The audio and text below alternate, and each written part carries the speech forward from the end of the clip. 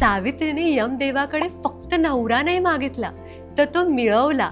तिने मागितलं 100 पुत्र. मग ते 100 पुत्र होण्यासाठी तिच्या नवऱ्याला जीवनदान मिळालं.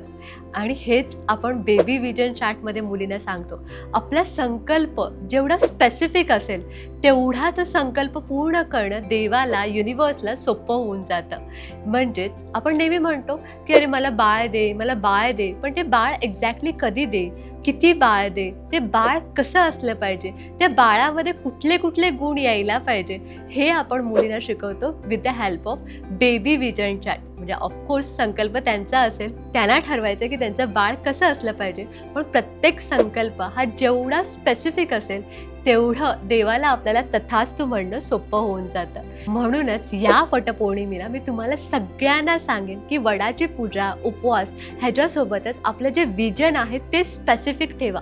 म्हणजेच दीर्घायुष्य नवरा, दीर्घायुष्य आरोग्य संपन्न आपलं बाळ, आपलं कुटुंब, एक सुखी आनंदी कुटुंब, आणि एक्झॅक्टली तुम्हाला त्या आनंदी कुटुंबात काय काय हवं आहे हे सगळं एका विजन चार्टच्या स्वरूपात बनवा.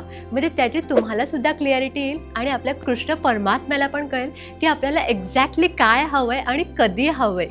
At the end of the day करता करविता श्रीकृष्ण ऐकू. ही वटपौर्णिमा तुम्हाला सगळ्यांना फलदायी जाऊ हीच स्वामींचरणी प्रार्थना.